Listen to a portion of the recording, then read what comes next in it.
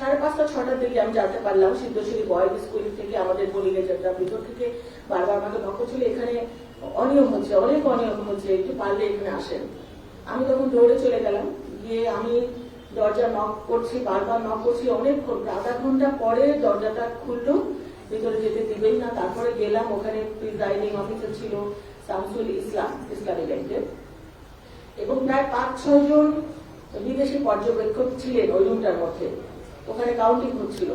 তখন আমাদের যে ধানের শীষের এজেন্ট তারা বলছিল যেখানে 25 থেকে 27টা ভোটকে তারা বাতিল করে দিয়েছে, যে ভোটটা ওই যে সাদা জায়গাটা সিলমেন্সের জন্য সেগুলোকে বাতিল করে দিয়েছে।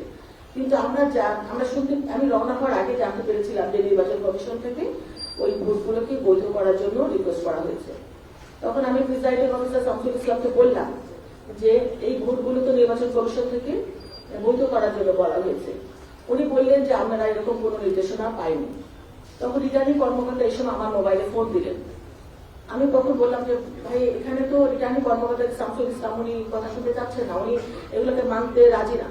তখন উনি বললেন ওনাকে ফোনটা দেন। আমি ফোনটা সাইফুল ইসলাম, আমি স্পিকারে রেখেছিলাম ফোনটা আমার।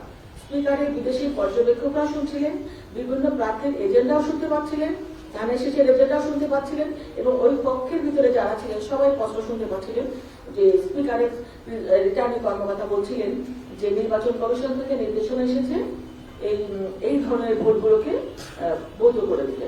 এখন এটা বাস্তবায়ন করবেন কি না করবেন সেটা সম্পূর্ণ আপনার ব্যাপার।